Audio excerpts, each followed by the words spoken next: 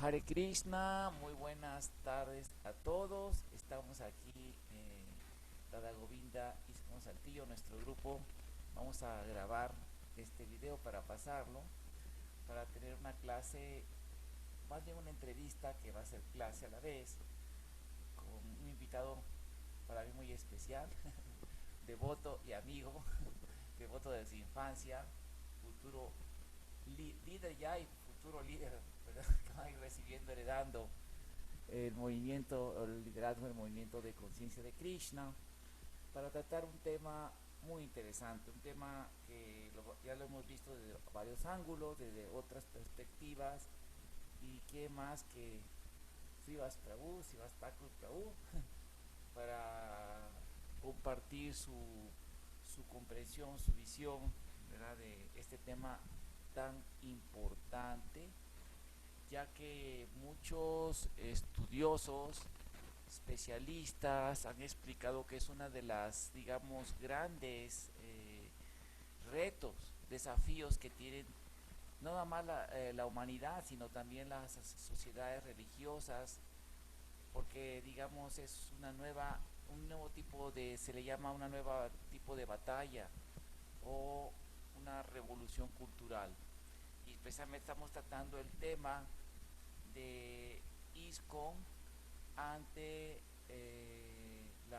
digamos, ante la filosofía y el activismo de los grupos que representan el neomarxismo o marxismo cultural. Entonces, para eso tenemos una serie de preguntas que vamos a ir pasando, vamos a ir preguntando, y le vamos a pedir a Sivas que más o menos resume digamos, promedio de 4 o máximo 5 minutos, solo que requiera más tiempo lo puede pedir. Sus respuestas para que podamos así abordarlo lo más directo, lo más para que los devotos se informen, ¿sí? Bueno, entonces, por lo tanto, esto implica automáticamente que nuestro movimiento, como me acaban de mandar un documento, Su Santidad Purusutaya Maharaj, muy interesante, que es de los primeros devotos en ISKCON que detectan esto, ¿sí? Y líderes.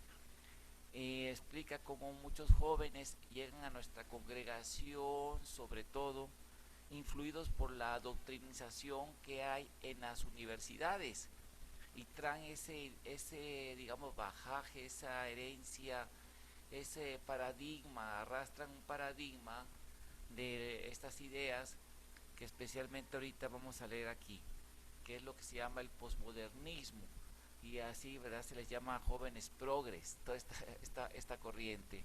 Entonces vamos a leer así. La primera pregunta sería la siguiente: el posmodernismo teológico ha aparecido actualmente basado en las ideas de pensadores del posmarxismo, en especial la escuela de Frankfurt, o la que se llama también marxismo cultural, o así se le llama a los críticos. En el siglo pasado, varias teologías ganaron popularidad a medida que el pensamiento comunista se propagó por el mundo, subvirtiendo al clero e infiltrando sutilmente a las religiones ortodoxas. Algunos líderes religiosos interpretaron las escrituras de acuerdo a estos conceptos, distorsionando las enseñanzas rectas dejadas por los seres iluminados de las religiones ortodoxas. Especialmente en los años 60, la teología revolucionaria, la teología de la esperanza, la teología política y otras teologías distorsionadas, saturadas de pensamiento marxista, como la teología de la liberación, sembraron las revisión y redefiniciones y actualizaciones en el mundo religioso. Desde la visión de Krishna en las escrituras védicas, el Gita y Srila Prabhupada, ¿cómo se categorizaría el interpretar las enseñanzas de las escrituras sagradas desde una óptica hacia atea y solo humanitaria, como estas ideologías? Bien, gracias, gracias.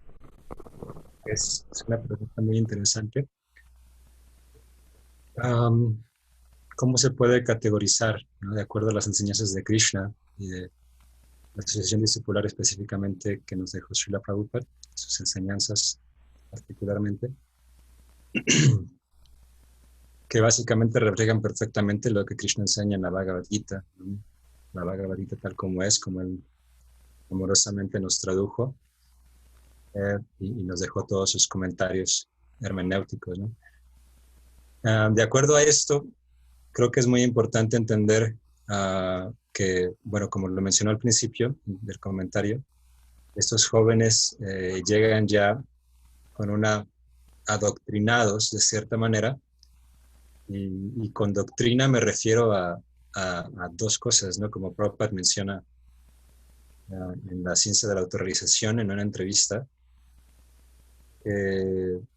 por dónde se debe comenzar la educación, por dónde comienza la educación, y Prabhupada dice que explica que la educación comienza enseñando a las personas que eres, si eres este cuerpo o si eres algo más. Específicamente, pues como Krishna enseña, somos el alma espiritual, mutable, innaciente, ¿no? Con todas estas cualidades trascendentales. Y podemos notar que nuestra cultura, la cultura que rige, digamos, en estos momentos, incluso a nivel religioso, básicamente es una cultura donde se ha aceptado la identidad temporal de este cuerpo como, como la sustancia, como lo que realmente somos. Y todo eso conlleva toda una doctrina bastante compleja que en términos de la Bhagavad Gita, Krishna la mencionaría como, en términos sánscrito que utiliza Krishna, es asúrica, ¿no? Normalmente traducida como algo demoníaco, como algo totalmente opuesto a lo divino. Pero ¿por qué? ¿No? Porque incluso Krishna también, quiero desarrollar un poquito este punto, incluso Krishna también menciona al principio de la Gita que ya sea que piensas que eres el cuerpo, o ya sea que piensas que eres algo más, ya sea que piensas, bueno, literalmente Krishna dice, como dice, bueno, más o menos es parafraseando una traducción, ya sea que pienses cualquiera de estas dos tendencias, ¿no? Que eres a lo eterno o que eres lo temporal, que no merece que te lamentes, ¿no? Validando que de alguna manera un extremo de cierta manera va a dar cierta paz, va a dar cierta paz si tú crees que eres el cuerpo y te desarrollas plenamente con esa conciencia, pues obviamente al final te vas a dar cuenta que, bueno, no vale la pena lamentarse por lo que es temporal, por lo que es banal, por lo que es superfluo. Y si yo creo que soy superfluo, que soy esto, pues entonces tampoco vale la pena lamentarse. Obviamente Krishna establece su punto filosófico de que no somos este cuerpo, ese es todo el punto de la Bhagavad Gita. Y a partir de ahí, creo que eso es lo primero por donde se debe de comenzar. Cuando se reciben estos jóvenes, que es muy difícil romper ese pensamiento, cuando ya está arraigado, ya tu identidad está impresa en esta mente material imprimida de que yo soy esto, es complejo romper ese paradigma, definitivamente.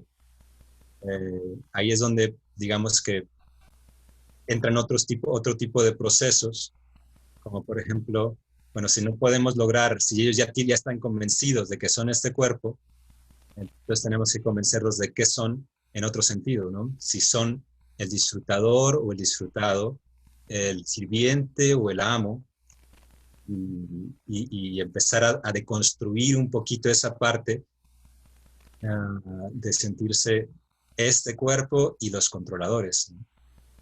Que es como esa tendencia de todo estas corrientes, que no soy muy experto honestamente, pero lo que puedo ver así, por lo que se ve, esa tendencia de querer controlar, de querer tomar control, ¿no? Que no es malo. Krishna insiste en que debemos de ser autocontrolados. El problema es cuando se quiere controlar a los demás, y ese es el problema de ese tipo de corrientes, ¿no? Que terminan acusando a la cultura, a la religión, a otros tipos, a la virtud en sí misma, terminan acusando de que los quieren controlar a ellos, y ahora ellos quieren hacer todo lo contrario para ellos tomar control. Desafortunadamente, de una forma bastante desvirtuada o viciosa, podríamos llamarle, ¿no? Y, bueno, eso un poquito de este punto. Muy bien, muy interesante la respuesta. Bueno, vamos a irle. La siguiente pregunta sería, como el padre del marxismo cultural, Gramsci, abiertamente declaró que la única forma en que se puede dominar a la humanidad no es como dijo Marx, con una revolución armada, sino infiltrándose y dominando las fuerzas de expresión cultural, como la educación especialmente universitaria, los medios de comunicación, los deportes, el cine, la farándula, la prensa, o ahora la televisión, etcétera. Y recalcó las religiones, porque obviamente son fuerzas sociales que arrastran a billones de personas, las religiones, para ir gradualmente destruyendo sus bases morales, como el matrimonio, la familia, y así arrastrar a las masas a su causa. Y ya varias sociedades como la iglesia anglicana, los budistas tibetanos y otros, y teólogos han adoptado esto para atraer a las juventudes contemporáneas progres. ¿Qué pasaría si con sus líderes se dejan persuadir con estas tendencias en nombre de estar al tono, de poder atraer así, ¿verdad?, a la humanidad, para estar al tono con ellos? Gracias. Bueno, primero, creo que es importante que está de buscar ese límite, ¿no?, de adaptación de los detalles y conservación de la esencia, que tanto también insiste en el maestro espiritual. Y a partir de ahí, ¿verdad?, ser muy cuidadoso, porque definitivamente la esencia debe conservarse, y la esencia es muy clara, ¿no?, como ya lo mencioné, y no creo que haga falta más desarrollo ahorita por el momento para no extendernos. La esencia de que somos más que este cuerpo, no somos este cuerpo, somos un alma espiritual con naturaleza virtuosa, que hay que trabajar por imprimir dentro de la naturaleza temporal, dentro de nuestra identidad temporal, esta identidad trascendente, de tal manera que estas personas, que no caigamos en un detrimento de la filosofía tal como es, ¿no?, tal como se ofrece, tal como Krishna nos la da, como Prabhupada nos la trajo, no comprometernos. Y simultáneamente ser compasivos y comprensivos, ¿no?, porque definitivamente las personas que han desarrollado su fe, o si se le puede llamar fe, de hecho Krishna lo categoriza los diferentes tipos de fe en la Bhagavad Gita, ya sea muy sádvica, muy bondadosa, muy trascendente, muy rayásica, muy aterrizada, muy de este mundo, muy identificada con, digamos, lo que sería la virtud mundana, o completamente tamásica, ¿no?, orientada completamente a voltear todo, que es, podemos observar qué es lo que hacen estas corrientes.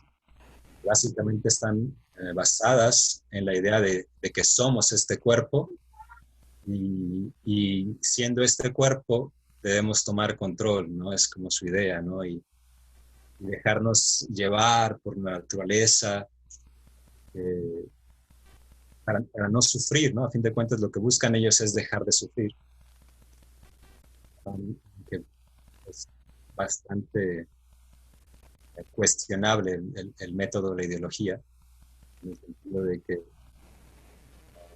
por más que uno quiera cambiar y por más que uno quiera adoptar diferentes identidades más básicas, rudimentarias, por no decir animales, ¿no?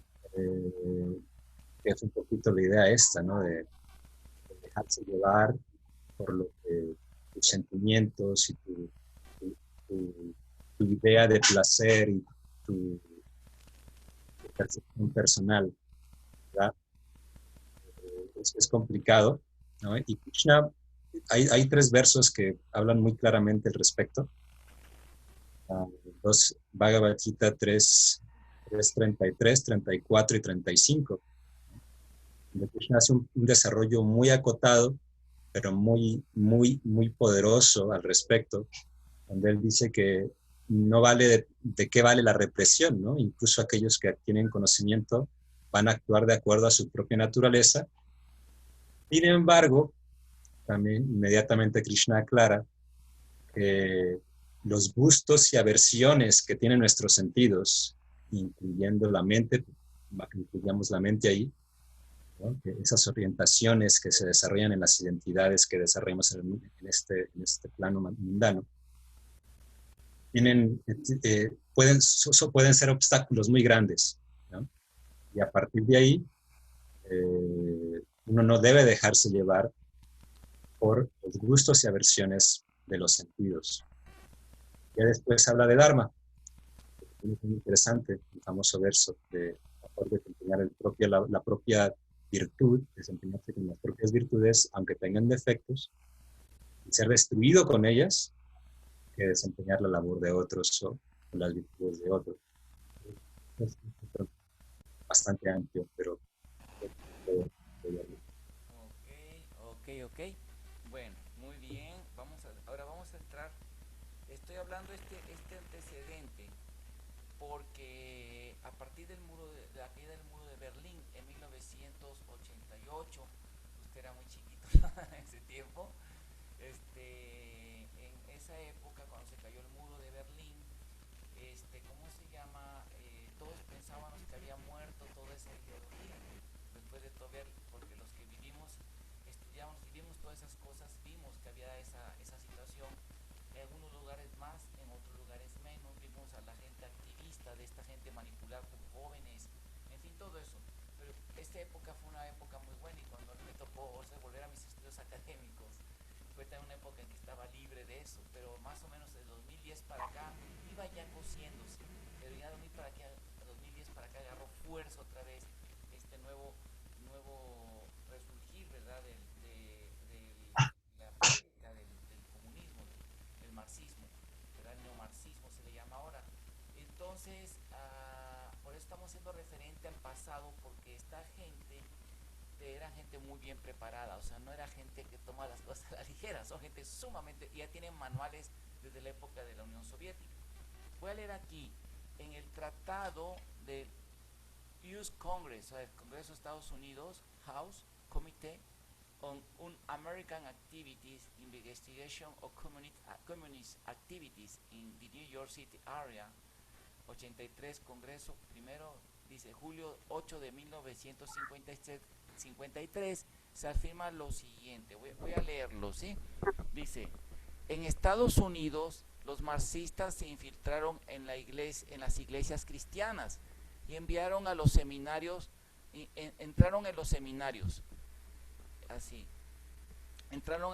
educando erróneamente a clase tras clase a sacerdotes y pastores, que luego pasaron a influir en la religión a una escala más amplia en todo el país. Y en su testimonio ante el Comité de Actividades Antiamericanas en julio de 1953, Manny Johnson, miembro de alto rango del Partido Comunista, obviamente ha sido Estados Unidos, dijo: una vez que el Kremlin estableció la táctica de infiltrarse en las organizaciones religiosas, la mecánica real de implantar la nueva línea era una cuestión de seguir la experiencia general del movimiento de las iglesias existentes en Rusia. en el que los comunistas descubrieron que la destrucción de la religión podía proceder mucho más rápido mediante la infiltración en las iglesias de agentes comunistas que operasen dentro de las iglesias mismas. Otro tratado, sí, que se llama Between Fight and Compromise, The Bulgarian Orthodox Church in the Communist States, 1944 a 1969, de Monchil Metodiev, del Sofia Institute for Studies of Recent Past, editorial Sierra 2010, se nos informa. El historiador búlgaro Metodiev, luego de una extensa investigación en los archivos de la Guerra Fría del Partido Comunista Búlgaro, expuso el hecho de que la red de inteligencia comunista de Europa del Este colaboró estrechamente con los comités religiosos del partido para influir e infiltrarse en las organizaciones religiosas internacionales. Usted, como líder y educativo de ISKCON, porque de hecho a menudo da conferencias, cursos, ¿verdad? Le invitan a muchos cursos, etcétera. ¿Qué recomendaría a los devotos y sobre todo a los líderes para prevenir que esto pase en ISKCON? Esa era la pregunta. Gracias. Bueno, creo que es en un sentido complejo, en otro sentido sencillo. Pero a fin de cuentas, vale la pena enfocarse exactamente en la esencia. Insisto en el mismo punto. Para identificar estas personas, de alguna manera vienen como agentes para confundir a las masas o causar conflicto. Creo que se debe identificar claramente este asunto de desde qué perspectiva, desde qué creencia, identidad están actuando. Y eso es muy sencillo, ¿no? Cuando una persona está actuando desde esta idea de somos este cuerpo, de dejarnos, de no, que toman las escrituras, como por ejemplo lo que acabo de citar, que no sirve la represión, y que lo toman como solamente parcialmente y a conveniencia para poder continuar con sus actitudes o con su tendencia, digamos, desvirtuada o orientada hacia el vicio, ya sea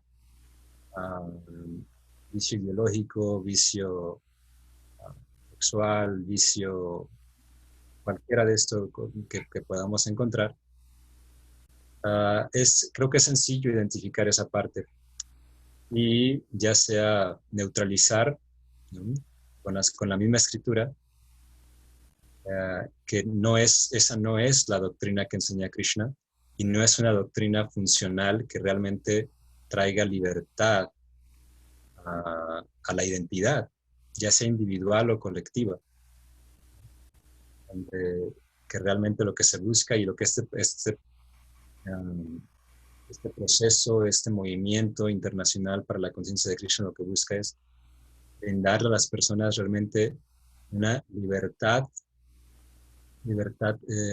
más allá de esta dualidad, de este conflicto que siempre va a existir, ¿no? Ha existido y incluso cuando Krishna viene, generalmente viene cuando estos conflictos se acentúan demasiado.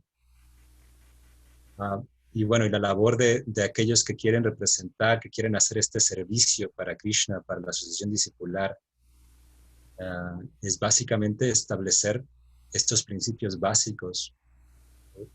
Y ayudar a las personas a entenderse a sí mismas desde estas perspectivas y buscar la opción más adecuada para realmente encontrar libertad de pensamiento, libertad de acción, libertad de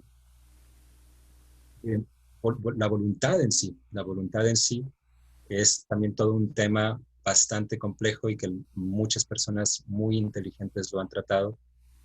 desde el punto de vista psicológico, desde el punto de vista metafísico, desde el punto de vista biológico. Y a fin de cuentas siempre se llega a esta, por lo general, o lo que yo he visto, siempre se llega a esta idea clara de que somos algo más, que creernos este cuerpo, esta identidad y aferrarnos a tendencias temporales, porque incluso son temporales, ¿no? Hoy te crees una cosa y mañana te crees otra y siempre movido por los deseos que surgen, como Krishna menciona, de la mente egoísta. No se logra el objetivo de realmente obtener libertad, que a fin de cuentas es lo que están buscando, pero de una forma, como dice Krishna, no autorizada, no apropiada. Ok, muy bien. Bueno, vamos a para luego hacer algunos más comentarios porque hay unas preguntas que también se las mandé. Dice así, en la más reciente obra de los pensadores marxistas, Hegemonía y Estrategia Socialista, hacia una radicalización de la democracia de Ernesto Laclau y Chantal Mouffe, bueno, aquí dice, los asesores estratégicos y filosóficos de Castro, Lula da Silva, Hugo Chávez y otros.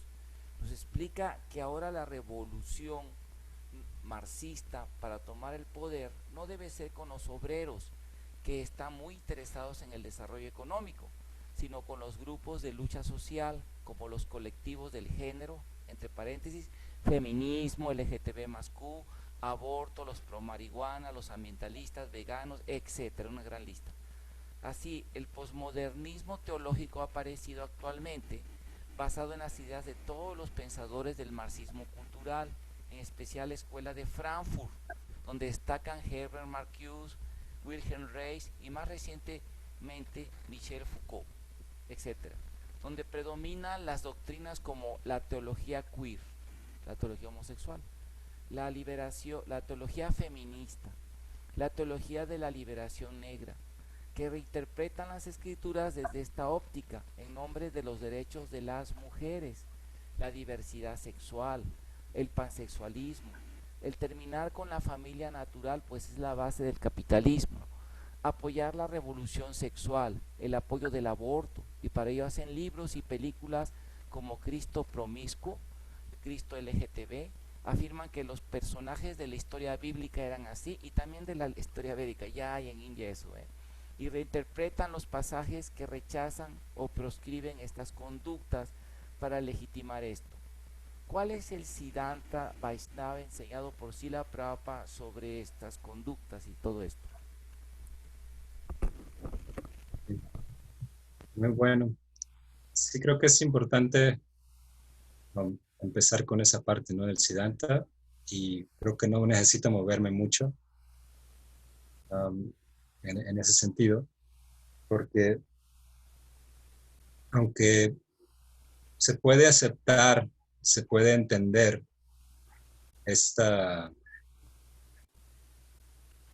digamos, este rechazo a una tendencia particular, incluso en las escrituras, ¿no? Y se puede analizar desde muchos ángulos.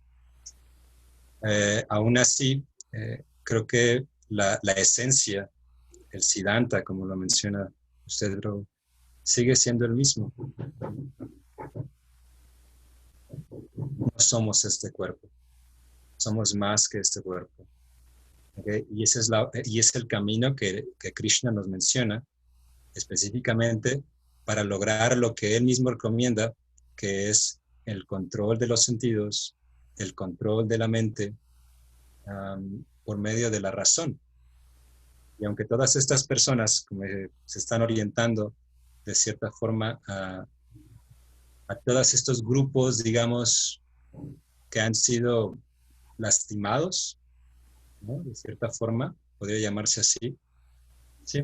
¿No? Los grupos feministas, los grupos LGBT, y ellos están tratando de luchar por cambiar la sociedad para no sentirse de esa manera tan rechazados o violentados, que también tienen su razón para ello. Aún así, simultáneamente, o sea, yo no diría que no es necesario que se rechace completamente los esfuerzos que hacen para dejar de sufrir. Yo creo que es necesario darles este siddhanta de una manera inteligente, de una manera racional. Y creo que ya hay muchas personas que están haciendo estudios científicos que demuestran cómo ninguno de estas tendencias o activismos son de cierta forma científicos, ni está probado científicamente que vayan a mejorar la sociedad, sino son simplemente nacidos, como diría, de un problema emocional, ¿no? Más que de un problema teológico o filosófico, ¿no? Todas estas corrientes surgen de una tendencia a adoptar las escrituras de cualquier religión, no desde un punto de vista racional, sino desde un punto de vista emocional, que obviamente, pues sí, va a haber mucho rechazo en muchas áreas, ¿no? Uno puede encontrar, mismo yo personalmente, digo, hay partes que digo, pero ¿por qué lo hicieron? ¿Por qué Krishna se manifiesta de esta manera en las escrituras en este momento, en tal lugar? ¿Por qué lo menciona de esta manera? ¿Por qué suena tan machista? ¿Por qué suena tan feminista? ¿Por qué suena tan radical en ciertos aspectos? Que a mí también me ha sucedido, pero al mismo tiempo uno puede entender que tiene su razón de ser, ¿no? Y que todo es en este plano, con sus constantes modificaciones, muchas veces orientadas hacia la virtud, hacia el Dharma, y muchísimas veces orientadas hacia la Dharma, hacia el vicio. Lo más importante es trascender, ¿no? Realmente practicar, tener un proceso espiritual que nos ayude a trascender toda esta parte de identificación con el cuerpo material y con sus circunstancias temporales, ya sea de laborales o ya sea circunstancias sociales, ¿no? Si estás soltero, casado, si no quieres casarte, si tienes una orientación sexual de las múltiples que hay ahorita que tanto se identifican, que antes nada más era gay, ahora hay así como que una variedad muy grande, ¿no? Incluso si tienes cualquiera de ese tipo de situaciones, digo, el hecho de ser aceptado así no es que te va a solucionar y te vas a sentir mucho mejor constantemente. Digo, a fin de cuentas, lo que buscamos siempre, y voy a citar digamos, a un materialista, que bueno, ni siquiera materialista, la famosa pirámide de Maslow, ¿no? Donde todo el mundo está buscando un sentido de estabilidad, primero que nada, después un sentido de posesión, de que realmente dentro de la estabilidad puedo tener ciertas cosas y conservarlas por un cierto tiempo, por lo más que se pueda, y después un sentido de pertenencia, un sentido en el que, yo pertenezco, soy esto, soy mexicano, soy donde todo el mundo quiere sentirse parte de algo más grande, seguido de un sentido de desafío, de retos, digo, porque a fin de cuentas también somos seres que nos gustan, ¿no? Es una motivación, ¿no? Cuando hay un reto, cuando hay algo por qué luchar, algo más grande que nosotros por qué luchar, ¿no? Y después seguido de un sentido de desarrollo, de crecimiento, de progreso, ¿no? Como estos jóvenes progres, que se tiene la sensación de que se está progresando hacia algo que puede ser mejor. Y por último, a fin de cuentas, cayendo en este sentido de contribución al bienestar de otros, ¿no? Sentir que estamos contribuyendo a otros. Y me parece que esto va mucho de la mano con toda esta parte para ayudar a estas personas, a todos ellos, y ayudarnos a nosotros, digo, porque a fin de cuentas estamos en el mismo barco. A lo mejor ellos tienen otro tipo de identificaciones, pero todos caemos en esa sensación de sentir, de considerarnos este cuerpo, y eso ocasiona que nos causemos sufrimiento y causemos sufrimiento a otros. por tratar de imponernos o por sentir que nos están imponiendo. Ok, muy buena, muy interesante su pregunta. De hecho, cada tema es para hacer una conferencia de horas. Son temas muy interesantes, qué bonito lo está resumiendo. Y bueno, vamos a continuar con la otra pregunta, que sería la sexta. Dice, W. Clown Sconsen, in the Naked Communist, el comunismo al desnudo, de la editora Salt Lake City Acing Publishing Company, 1958. O sea, esa es una referencia antigua, pero fíjense cómo este problema es muy bueno enfatizarlo, como dice el famoso dicho. Bueno, mi especialidad mi doctorado es en filosofía de la historia, ¿no? Pero como dice el famoso dicho, que a veces también nuestro maestro lo cita, es un dicho muy famoso que dice que aquel que no conoce la historia está condenado a repetirla, ¿no?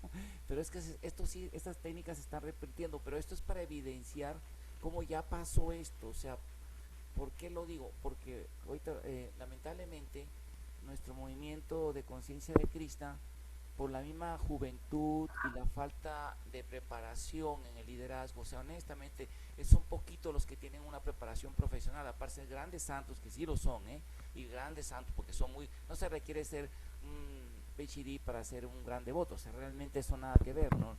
Pero muchas veces, digamos, todos ha ido, el movimiento ha sido muy improvisado. Usted lo vivió desde su infancia, ¿verdad? Maestros que no eran profesores, de Gurukula, usted les tocó, ¿no? A nosotros, ya eres presidente, nada más porque vendían muchos libros o porque no había quien, ¿verdad? Sin ninguna preparación, cursos de administración, nada, así era, ahí va, hasta ahorita, ¿verdad? Ya se están poco, pues es normal en un momento joven, en un momento de crecimiento. Pero, ¿cómo se llama? Lamentablemente, ahorita vamos a hablar ya de lo que está infiltrado un poquito al final, pero sí es bueno hablar esto, que luego hay que dar estas referencias, porque luego hay la tendencia, los que están ya infiltrados, ahorita vamos a hablar un poquito de eso, la gente esta le dice, no, es que ese es, o sea, luego utilizan el argumento de la guillotina, ¿no? Como la reina de los corazones en la novela de esta de la Alicia en el País de las Maravillas, que han hecho muchas películas, ¿se acuerdan? Este es malo, córtenle la cabeza, ¿verdad? Ese famoso dicho de que el perro es malo y ahórcalo, así. No, es que este es paranoico, este es conspiranoico, está en una campaña anti-homosexual, antifeminista, o sea, una campaña, ¿no? Como porque hacemos unas cosas como esta, ya estamos, cuando uno ve en la tele, ve las noticias, va a ver el clima en la tele, campaña, están hablando feminismo, todo el movimiento de género, esto a favor de eso, ¿no es cierto? Los derechos, ¿cómo se llama? En un IGTV, en el kinder llegas y ahí están los postes de los niños, apoya la libertad, o sea, en el kinder, en las escuelas, en todo, ¿no? O sea, eso es una campaña, no 4 conferencias que analicemos el tema, que es un reto importante, ¿no? Pero ya uno está en una campaña, ya es, y aparte le dicen uno antifeminista, anti-homosexual, así como antisemita, como eran los nazis, ¿no? Nazi antisemita, o los antimigrantes en Estados Unidos, anti-migrants, ¿no? Que son con los Ku Klux Klan, que salen a hacer así en helicópteros o avionetas a cazar a los migrantes, así como cazar coyotes o animales, o sea, es terrible, ¿no? Así lo quieren usar anti, ¿no? Para así como equipararlo en o sea, cuando nosotros hemos hecho, pero bueno, así se maneja la cosa, ¿no? Así es la política, ¿no? Así esa filosofía del Robespierre, ¿no? Bueno, vamos a ver la siguiente pregunta y vamos a hacer, casi es la última, así, el libro de Comunismo al Desnudo nos dice, Estados Unidos se forjó como una nación bajo Dios. Todos los presidentes de Estados Unidos, al tomar juramento, ponen su mano sobre la Biblia y piden a Dios que bendiga a Estados Unidos. Hoy en día, cuando la gente religiosa critica comportamientos, ideas y políticas que se apartan de lo divino, o cuando citan las escrituras en contra del aborto o en contra de las conductas sexuales fuera del matrimonio sagrado, con el fin de tener hijos, o contra el feminismo, los infiltrados militantes en las mismas iglesias comienzan la ofensiva. Utilizan la separación de iglesia y el Estado para decir que religión no debería tener nada que ver con la política, y así buscan restringir la voluntad de Dios y las limitaciones que lo divino estableció para el comportamiento humano. ¿Qué nos puede decir sobre esto, Sivas? Porque pasa, ¿eh? Ya tengo experiencia de eso.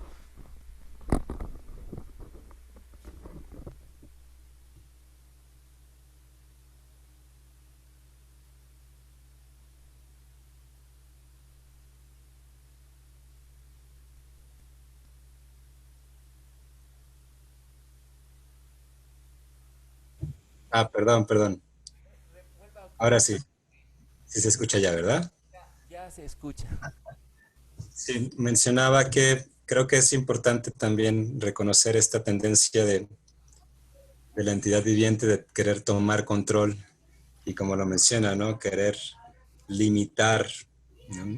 La voluntad divina o la instrucción divina sobre qué es lo mejor para nosotros.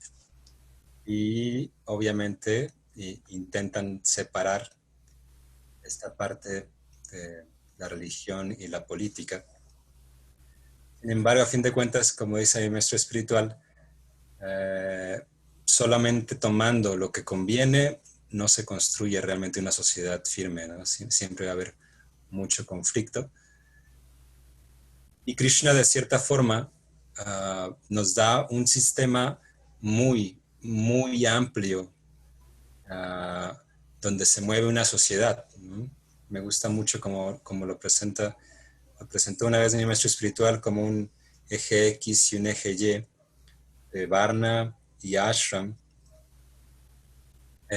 Y yo desarrollé un poquito todo este sistema donde podemos encontrar que de cierta manera el individuo se puede establecer en cualquiera de estos ejes, ya sea en positivo, después del cero, o en negativo, en el varna, en la situación laboral, o en el ashram, en la situación social, ¿no?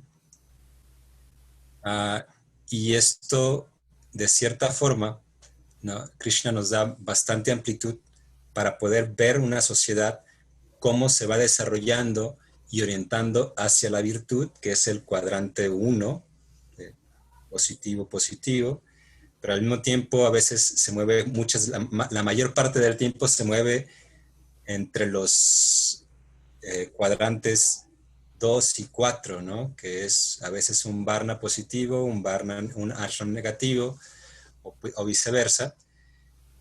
Y también podemos encontrar que muchos individuos están completamente del lado opuesto, donde en su labor no están contribuyendo, solo están parasitando, y en su situación civil no contribuyen al desarrollo de relaciones humanas saludables, sino al contrario, ¿no? Son destructores de la familia, destructores de las relaciones, personas que ven a otros como objetos. Y en este sentido podemos ver que toda esta situación de estas personas que buscan siempre separar la religión de la política, a fin de cuentas, pues bueno, también están situados dentro de este sistema, ¿no? Y se puede mostrar cómo todas estas actitudes se encuadran perfectamente en uno de estos cuadrantes, muchas veces con algo de virtud, ¿no? Muchas veces a lo mejor son personas muy fieles, con una situación sentimental muy, muy saludable, que realmente contribuyen, y muchas veces no, muchas veces están en el lado negativo, en el parte del ashram, pero a nivel laboral son muy eficientes, siempre están contribuyendo, siempre están dando caridad, ¿no? Y la mayoría están entre estos dos cuadrantes, y muchas veces encontramos que hay gente que está completamente en lo opuesto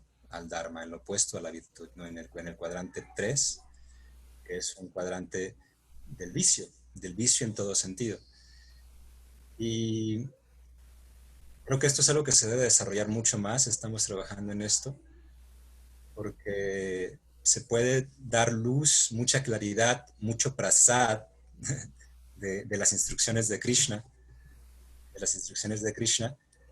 para que la gente pueda realmente ubicarse y entenderse dentro de este parámetro de virtud y vicio, ¿no? Que todos estamos en algún sentido. Incluso las cosas mejores que hacemos están manchadas, es algo que Krishna también menciona en la Bhagavad Gita, ¿no?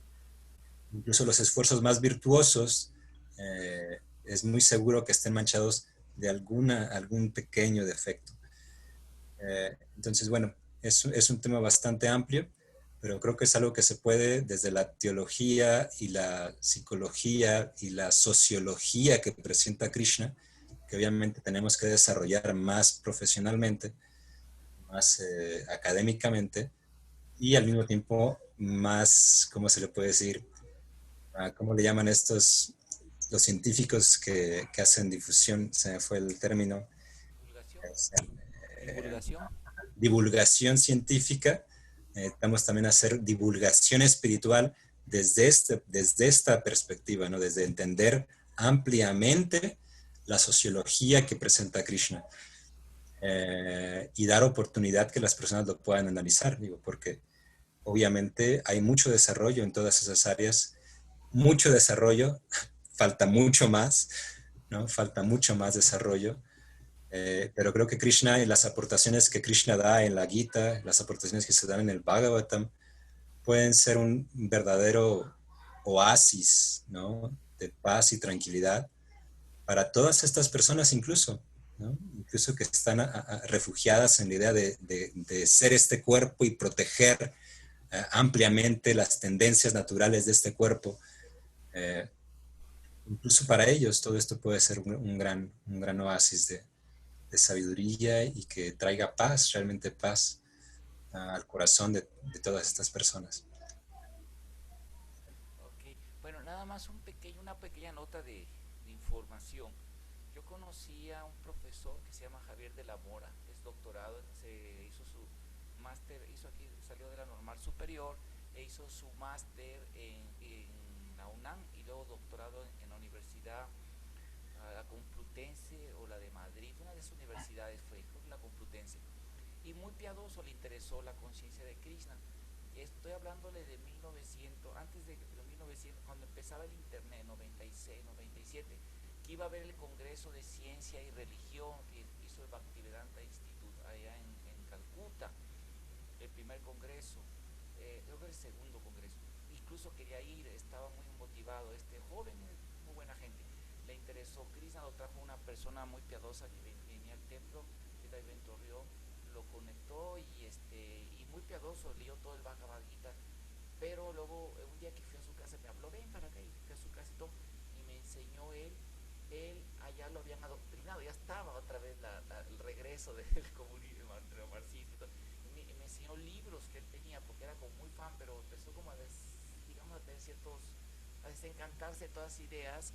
Entonces me enseñó unos libros que tenían ellos, manuales, porque los enseñan cómo adoctrinar, y ahí tienen un manual, un libro grande como de 400, 500 páginas de cómo adoctrinar el hinduismo, la religión de la India. Ahí tenían todos los pasajes del Gita que son concordes con no, o sea, todo un manual de adoctrinación. Sacaron citas de los Vedas, de los Puranas, pero del Bhagavad Gita, sobre todo en Krishna, o sea, todo eso, levantar la revolución con estrés de gas, la guerra contra los malos, todo así manipulado. Interesante, ¿verdad? Yo para que ustedes sepan con quién a qué nos estamos enfrentando. Ahora vamos a ver la pregunta que sigue. Varios estudiosos han señalado lo siguiente que apareció en la obra. Estos son recientes, los académicos que estudian esto. En la obra Cómo el espectro del comunismo rige al mundo. Es del año 2020. Este libro. No es, pero está basado. Dice, Cómo el comunismo rige al mundo. Durante miles de años los seres divinos, Krishna, Buda, Cristo, etc., entre paréntesis, dieron a conocer ante aquellos que tienen fe en el pasado. Las personas de fe con creencias rectas constituían la mayor parte de la sociedad y tenían una enorme influencia positiva en lo moral social. Hoy en día la gente no puede hablar sobre la voluntad de Dios dentro de las mismas iglesias. No puede criticar y resistir los intentos por sobacar los parámetros de Dios para la conducta humana. La religión casi ha perdido su función de mantener la moral de la sociedad y como resultado la moral en Estados Unidos ha colapsado como un alud. Pregunta, ¿qué pasa en ISKCON? ¿Por qué ya nadie presenta las citas de Prabhupada y los shastras sobre estos temas? O sea, se evita, ¿verdad?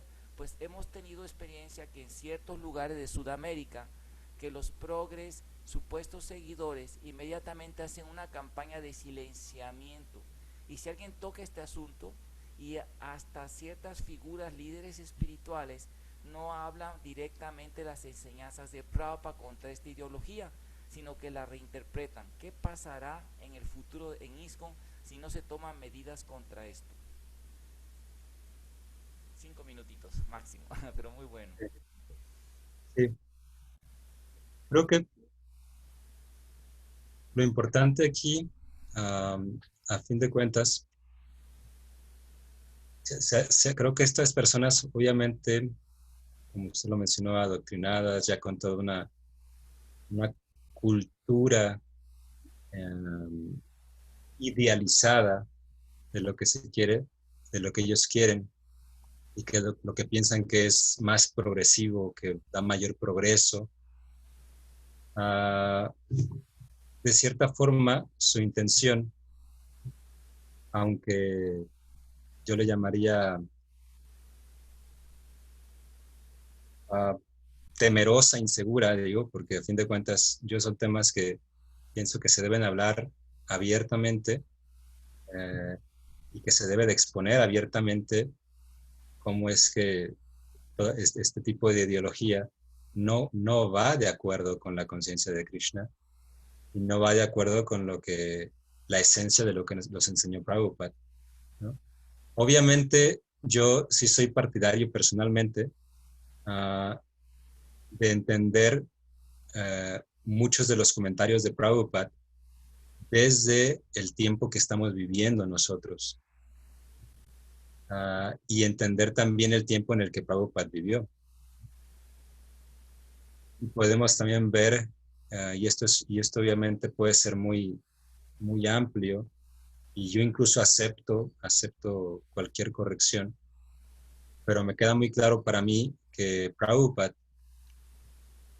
el Siddhanta en sus libros es bastante claro, y es el que ya mencioné repetidamente y que no ocupo moverme mucho. No somos este cuerpo. Todo lo demás son detalles que debemos de lidiar de alguna manera, de la mejor manera posible, de la manera más virtuosa posible y muchas veces de la manera menos viciosa posible. Y en este sentido, Prabhupada también podemos ver que en sus cartas personales, y no he estudiado muy a profundidad, solamente he revisado algunas notas, personas que han comentado, se puede notar que Prabhupada era, en sus libros, era muy, muy específico con el Siddhanta, ¿no? Y que es el mismo. Pero al momento de tratar con cada persona, era muy, muy personal. Era muy personal. Y muchas veces también fue muy fuerte, ¿no? Con algunos era muy fuerte. Hay discípulos con los que fue muy directo y muy deja, para, detente.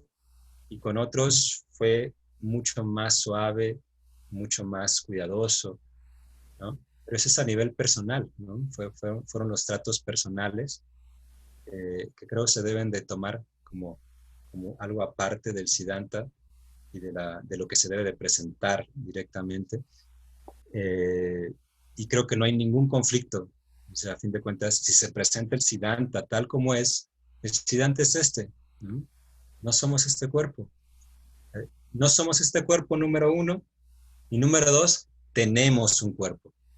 Y tenemos un cuerpo con diferentes condicionamientos y con una libertad extremadamente acotada, ¿no? Incluso para modificar este mismo cuerpo. O sea, podemos notar que, por ejemplo, me encanta cuando leo Bhagavad Gita y observamos que Krishna constantemente le dice a Arjuna, no eres este cuerpo, pero inmediatamente se dirige a él como Mahabaho, o el de los poderosos brazos, hijo de Kunti, Dhananjaya, el que tuvo grandes riquezas, ¿no? Constantemente, a pesar de que le dice, no eres este cuerpo, también le está diciendo, tienes este cuerpo y debes actuar acorde a él. Aunque Krishna le dice a Arjuna y le dice, no te preocupes, tu naturaleza es divina, muchos de nosotros sí tenemos que preocuparnos porque no tenemos esa garantía. O sea, Arjuna tenía un cuerpo con naturaleza divina, y Krishna se lo dijo específicamente. Pero la mayoría de nosotros no tenemos un cuerpo con naturaleza plenamente divina, ¿no? Posiblemente. Y darnos cuenta de ello también es muy importante. Y a partir de ahí, ir avanzando, pero con este siddhanta muy claro. No somos el cuerpo. Somos almas espirituales, somos sirvientes y no somos los amos. Somos herramientas de disfrute de Krishna y no los disfrutadores. ¿Okay? Y de esa manera es como nosotros encontramos el mayor placer en esa naturaleza más allá de este cuerpo. Y bueno, es todo un tema, pero creo que con eso es suficiente. Bueno, muy bien. Bueno, vamos a hacer serían las preguntas que tenemos aquí. Y sí, a ver si no me llega otra, pero son las preguntas que ya también se las había mandado, que también las comentamos con Prabhu Aravinda, ¿verdad? Con Prabhu Lashmipati Das, que es profesor de la Universidad de Uruguay, y Aravinda Prabhu, el director del Colegio Bhaktivedanta de Parámaro, donde ustedes han dado otras de su madre, han dado cursos. Y aquí sí irían a darle 2 minutos por respuesta, o sea, muy concreta la respuesta para que no nos alarguemos. Dice así, es una pregunta y comentario a la vez, dice, una nota informativa. John Le Carré, en El espía que surgió del frío, es en francés originalmente este libro, define al topo. Es una persona que se convierte en el empleado de confianza de una organización. El topo se le llamaba a los infiltrados espías de la Unión Soviética. Es una persona que se convierte en el empleado de confianza de una organización. Esta puede ser un banco, la CIA, General Motors, una planta nuclear, una iglesia o sociedad religiosa, y más si tiene expansión mundial como es ISKCON. Una vez infiltrado en la organización, el topo hace eso que le da el nombre. O sea, los topos se meten, usted no los ve, se meten a su jardín y no que empiezan a correrle por dentro, ahí comiendo todo por dentro. Es como el ejemplo que da también varios autores de guerra, ¿no? Como es un ejemplo que daban, que dice, por ejemplo, un castillo de madera, una fortaleza de madera, que hacían, soltaban polillas y las dejaban, y ya pasaban los años y estaban esperando para que fueran haciéndose débiles, y luego pues tumbar una cosa así es lo más fácil, ¿no?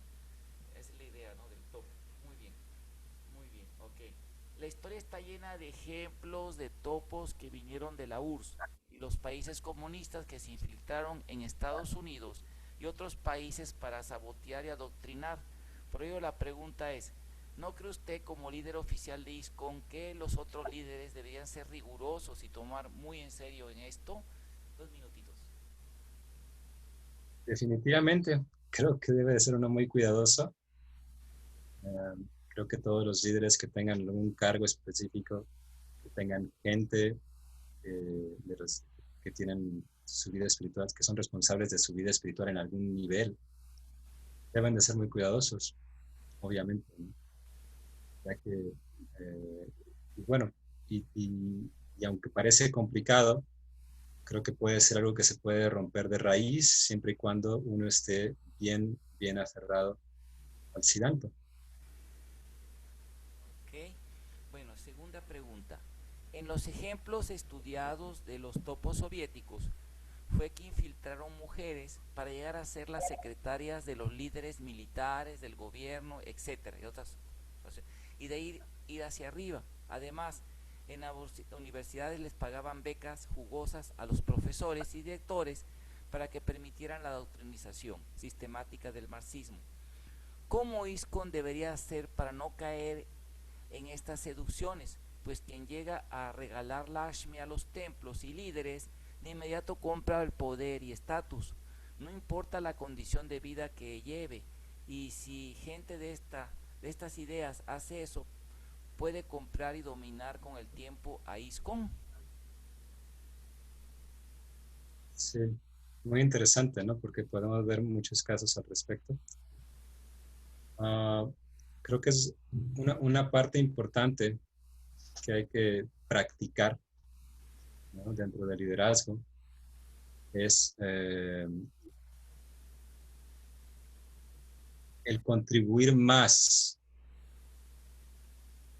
que el movimiento realmente sea quien contribuya al desarrollo, creo que la parte más importante sería la educación. De tal manera que sea el movimiento el que se esté infiltrando, no al revés, ¿no? Sí. Porque, digo, un movimiento que es débil académicamente, y yo me incluyo, ¿no? Yo me incluyo ahí. Yo siempre he sido un rebelde académico, nunca he podido acoplarme a las reglas académicas, siempre he sido de cierta forma rebelde. Entonces, incluso yo hasta contribuyo un poco a esa debilidad del movimiento, a veces yo me lamento al respecto, honestamente.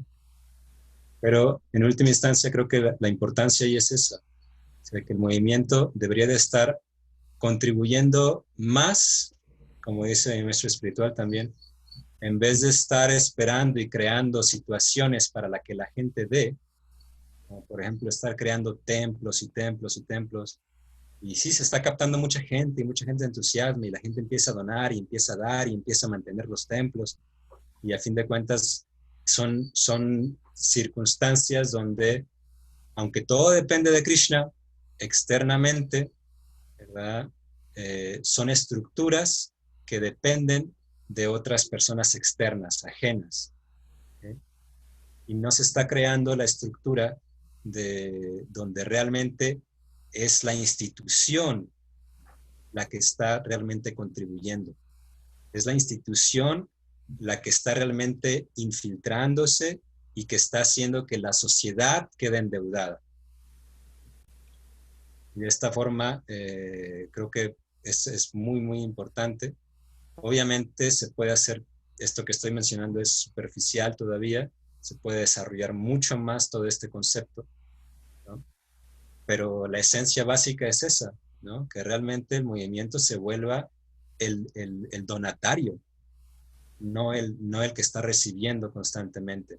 Y si es que recibe algo, no es que se está endeudando con las otras personas, sino es que la gente está contribuyendo a lo que ya está contribuyendo el movimiento y que es tangible socialmente hablando, sociológicamente hablando, no nada más espiritualmente hablando, porque podemos decir que es tangible la ofrenda que se le hace a Krishna, ¿no? Es tangible las ofrendas y todo lo que se hace, toda la ceremonia y todo el yagya, todo eso es tangible espiritualmente, pero a nivel sociológico eh, queda como endeudado. Esa es una situación de que la gente está constantemente dando y, no es, y la institución no está realmente contribuyendo ni dando valor a lo que la sociedad considera valioso, que es lo material, lo tangible, la educación, el avance, el progreso. Ah, creo que el movimiento tiene mucho para dar al respecto y no se le ha metido suficiente energía en ese sentido. Ok, sí, de hecho, un comentario como nota cultural, por ejemplo, el comentario que hizo nuestro maestro espiritual, ¿verdad? Sobre que está haciendo grandes templos en Mayapur y no una universidad. Es muy importante que ese comentario no lo sacó de su inspiración. Es una carta directa de Srila Prabhupada mandada a Srila Tamal Krishna, la manda a Srila Tamal Krishna Maharaj como secretario, si no recuerdo, tengo la fecha y todo, luego la puedo pasar. Es una carta que le dice a varios devotos con Srila Tamal Krishna Maharaj que my, el my o propósito el templo de Mayapur es crear un instituto para dar doctorados en teología, dice la Prabhupada, crear ahí una universidad, y de hecho dice, así como la universidad, el San Javier College, para que la gente de la India dé sus hijos a estudiar allí, y también hacerlo en Bombay y otros lugares, dijo Prabhupada, pero ese era el mind, así, ¿verdad? Project, era ese, no, sí, el templo, claro, la profecía, pero no, y aquí ese factor que usted tocó es muy interesante. Yo en lo personal, aquí hay una comunidad hindú, así como se están expandiendo ellos, hay una empresa hindú, hay una comunidad hindú y son muy piadosos, de hecho nos invitan, son lindísimas personas y algunos son muy devotos. Ahorita llegó uno que es devoto y a ISKCON, que fue a Guadalajara precisamente, no sé si lo dieron por ahí ustedes, hace unos días fue a Guadalajara, él sí es devoto de ISKCON.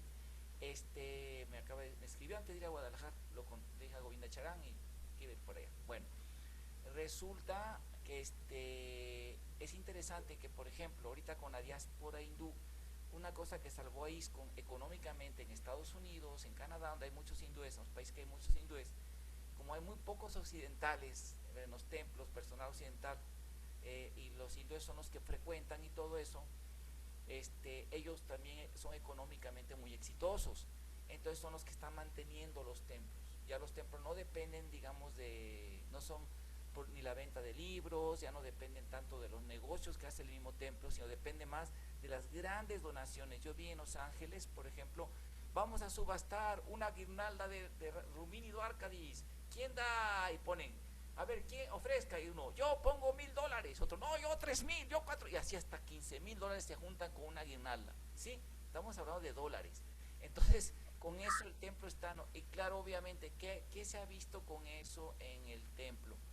Digo, no es el último factor, porque siempre hay variables en las realidades sociales, pero un modo muy hindú que se llama hinduización de ISKCON se ha marcado así en los templos. Si usted va a Houston, es un templo de India, son puros, 99% son hindúes, y la comida es gujarati, porque son gujaratis, el estilo de cocina gujarati, muy rico, y hay que tomar luego yogur, porque trae las especies, ¿no?, adentro del estómago, y es normal eso, y ellos establecen normas, incluso se tiene que permitir cierta tolerancia para que hagan ciertos eventos a los semidioses, ¿verdad? Incluso hubo una tentativa de un líder que es muy destacado en nuestro momento como líder, que quería hacer en el templo nuevo de ahí van a poner un nicho del señor Shiva para que fueran, y eso es védico, en la cultura, en los templos del sur de la India están Ganesh y los devas están afuera en pequeños nichitos. ¿Para qué? Para la gente que adora a ellos vayan, ofrezcan reverencia y entren al templo de Krishna. Son ganchitos, aún dentro de la cultura védica. Pero eso vemos que influye mucho, mucho quién da el dinero. Como dice el dicho, la regla de oro es que no le hagas a tu prójimo lo que no le das tú mismo, ¿no? Pero dicen los judíos, es un dicho judío, pero realmente la regla es que tiene oro, pone la regla, ¿verdad?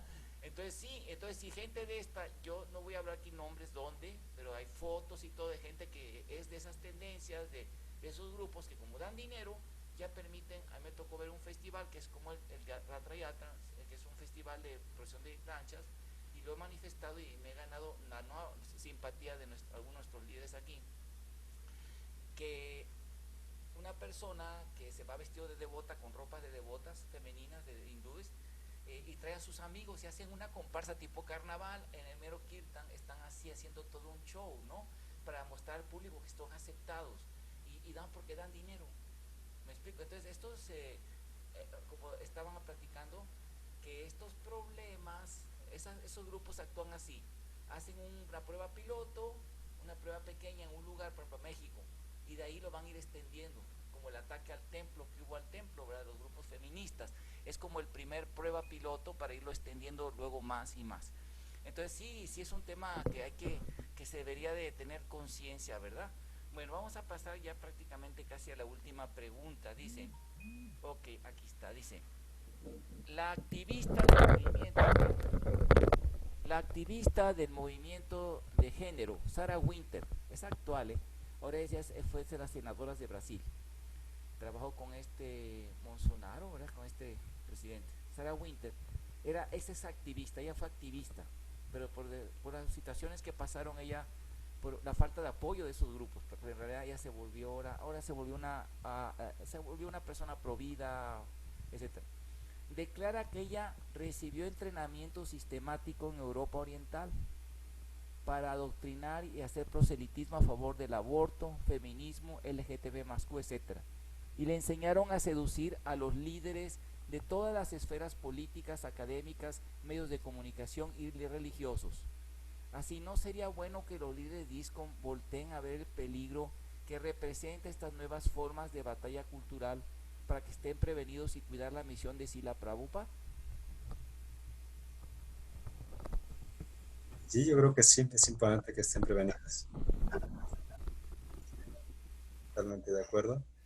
Son situaciones peligrosas, que nuevamente digo, mientras se mantenga el Siddhanta claro y conciso, son cosas que se pueden rechazar fácilmente, ¿no? eh, por más adoctrinado que sea, tenemos una fuerza tanto filosófica y un respaldo incluso científico, ¿no? Al respecto de la importancia de este Siddhanta, que obviamente se puede trabajar mucho más y por eso es tan importante lo que mencionamos hace un momento, de desarrollar centros de estudio, universidades, centros de investigación de sociología, de psicología, de tal manera que se pueda dar con más contundencia este Siddhanta, el Siddhanta que nos trae la Asociación Discipular. Y ¿qué pasó? Y creo que es importante tener mucho cuidado, definitivamente, ¿no? Sobre todo personas como esta señora que advierte, ¿no? Que es algo que es un intento constante, progresivo, organizado. Entonces, con más razón, debe de organizarse las diferentes corrientes que se preocupan por los valores que son, como dice, acordes con la cultura védica, acordes con la cultura Vaishnava, con la cultura del Varna Ashram Dharma específicamente. Sí. Aquí nada más me mandaron una última, dice que leamos, bueno, de los líderes, dice, la obra La KGB, la historia y el legado de la notoria agencia de espionaje de la Unión Soviética de Charles Rivers. Nos da toda la estrategia. Y otra preguntita, a ver si que nos puede decir, que los GBCs en general, GBCs, a nivel GBC, ellos tienen, su forma de organización no está hecha de tal manera que se pasan al día mucho tiempo respondiendo correspondencia y nada más reciben pequeños, para tratar temas, pequeños resumencitos para todos los temas. No tienen la capacidad de ponerse a estudiar seriamente estas cosas. ¿Cuál sería una solución práctica para que esto no pase en ISCOM? Vaya, para que haya como lo que usted dice, una buena sistema para ser conscientes de esto. O sea, no sé, mire, la idea es esta, ¿no? Sí es cierto lo que dicen, que por ejemplo, si los GBCs tienen tanta correspondencia de sus discípulos, tantos rollos que reciben, que no tienen tiempo para no tienen tiempo para ponerse a estudiar, a veces el libro de Prado tiene tanto trabajo, tantos rollos, y entonces, ¿cómo sería en una administración que podrían hacer para poder para solucionar esto? Porque obviamente un liderazgo que no tiene, imagínense, le voy a poner un ejemplo, ¿no? Hace poquito usted está en ese grupo de liderazgo de un problema bien grave que llevó de manifiesto una situación, un antecedente histórico, bueno, el presidente de nuestra nación aquí en Isco, México, y el principal líder que debe estar al tanto de esto dijo, no tengo tiempo de leer los comentarios, o sea, o sea, esa es la cosa, que no se dan el tiempo, o ya su mente no está hecha para eso, sino que quieren todo resumir y intuir. Pues así imagínense, doctor, ¿qué tengo? No te hagas estudios. Entonces, es una situación delicada, definitivamente. Uh, en mi opinión personal, ¿no? Con lo poco que tengo de experiencia en administración, creo que definitivamente el GBC no debería fungir como un gurú, primero que nada. ¿No? Creo que el GBC no debería de ser un gurú, porque ya es bastante el trabajo administrativo y de atención a todos estos asuntos. Sí debe de ser una gran personalidad y una persona muy, muy bien capacitada, ¿no? Pero debería de ser una persona que renuncia también a ese servicio individual a discípulos específicamente. Ya su labor es mucho, mucho más amplia, ¿no? Y de cierta manera los gurús y tener ese comité o consejo que lo asista, porque incluso dedicándose solamente a la administración y a los asuntos, todos estos asuntos, aún así necesita resúmenes de personas que lo ayuden, ¿no? ¿Qué decir si todavía tiene que atender los asuntos personales de los discípulos que se quieren casar, que que se quieren divorciar, que se quieren, o sea, creo que es muy, muy complejo. Creo que solo con eso sería un gran paso, ¿no? Pero es muy complicado debido a la estructura que tiene ISKCON actualmente. Yo espero lograr ver esa definición clara de Varna específicamente de Varna. Específicamente de Varna. ¿Y qué decir de Ashram, ¿no? O sea, está bien si alguien, si un Kshatriya es un sannyasi y continúa de forma totalmente desapegada fungiendo como Kshatriya, no, no veo ningún problema ni ninguna contraposición, ¿no? Es interesante esto porque, pero el problema es cuando se juntan la idea de ser kshatriya y ser brahmana guru, maestro, guía, ¿no? O sea, como kshatriya se supone que tiene que ser el líder, estar en la punta de la batalla, dirigiendo, haciendo, inspirando a las personas.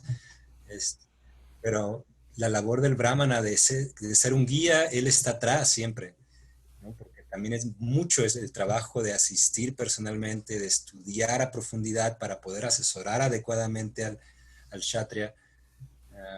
Y eso es lo que no se ve claramente todavía en ISKCON, ¿no? La división clara entre el kshatriya y el brahmana.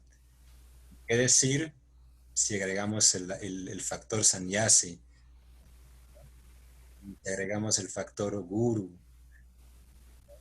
Porque el brahmana tiene que estudiar, es una persona, un erudito que se dedica a estudiar cada tema a profundidad, se especializa, hace esto, pero cuando se convierte en guru, eso es otra cosa, ¿no? Y sobre todo de guru deva, ¿no? Un guru es un maestro espiritual, eso es aparte, es ya una labor muy, muy compleja que no debería de mezclarse, porque ya es mucho trabajo, o sea, tener un discípulo, tener 10 discípulos, tener 100 discípulos, tener miles de discípulos, o sea, es una locura, ¿no? Y aparte querer fungir como kshatriya, wow, a mí me parece que todavía hay algo que tiene que acomodarse. Bueno, muy bien, Prabhu, muchísimas gracias. Y bueno, como último quisiéramos algún mensaje sobre este tema o otro que usted quiera recomendarle a todos los devotos y ahora sí aparte ya dijo validado, yo creo que ya digo bastante, pero algún último mensaje resumido, ¿verdad? De este tema que tocamos tan importante. Yo creo que apegarse al Siddhanta y no solo apegarse, eh, ¿cómo se dice?, ideológica o filosóficamente, sino prácticamente. El realmente empezar a practicar la conciencia de Krishna más allá, junto con el sadhana que ya tenemos, digo, porque yo he visto personas con un sadhana muy estricto, pero que a la hora de la práctica, súper identificados con la idea del concepto corporal de la vida y causa estragos, ¿no? O sea, porque incluso en ese sentido, entonces creo que lo más es muy importante realmente siempre regresar a la base del Siddhanta que nos traen nuestros maestros espirituales y realmente el empezar a practicar, el vivir una vida espiritual y desde esa vida espiritual experimentar y practicar la vida mundana, ¿no?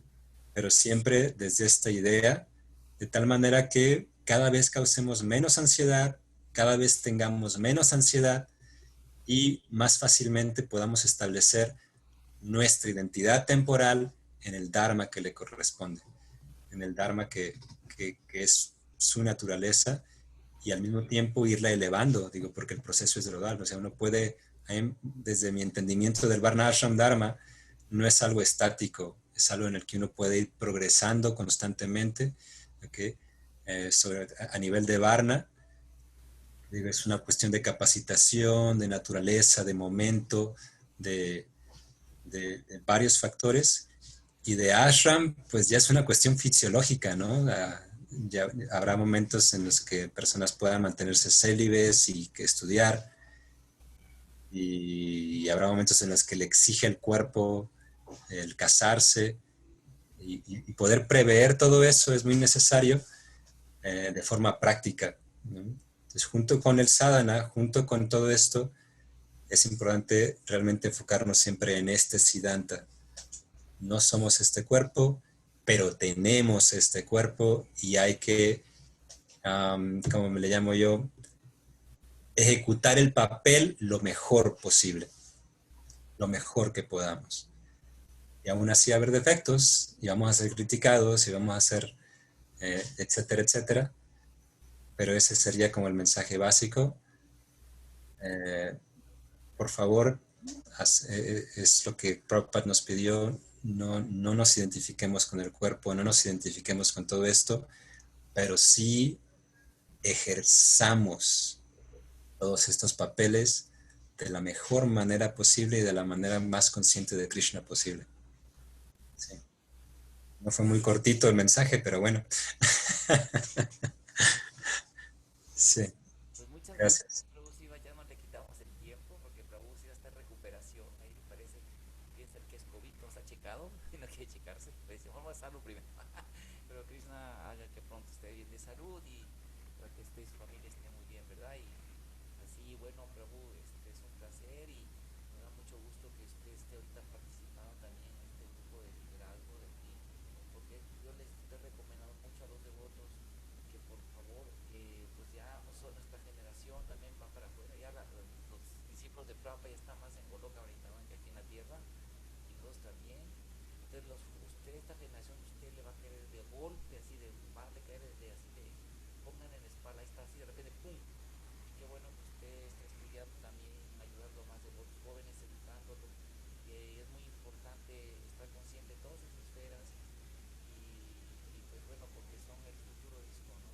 Todos ustedes hijos de devotos que son serios en seguir cantar y que son devotos, ¿verdad? Están bien buscando ser devotos en su vida, entonces van a recibir esta responsabilidad, entonces le estamos advirtiendo para que lo digan, no me dijeron nada, como lo dijo Nieto, no me dijeron nada, mi papá, no, sí, no, sí, les va a creer con todo, entonces váyanse preparando porque ahí va, ¿no? Y qué bueno Sí, claro. participando y ojalá que pueda inspirar con esta clase, así inspirar a más devotos de estos temas, así, ¿verdad? No dejarlos callados, no tener temor, porque nosotros, siendo, como ustedes, no estamos haciendo de una manera viciosa, o sea, de una manera muy profesional, para que todos se informen, ¿verdad? Y bueno, pues muchas gracias, saludos a sus papás, a sus hermanos, a sus esposas, a todos sus niños, muchas bendiciones y gracias, Prabhu. Gracias, gracias, Hare Krishna.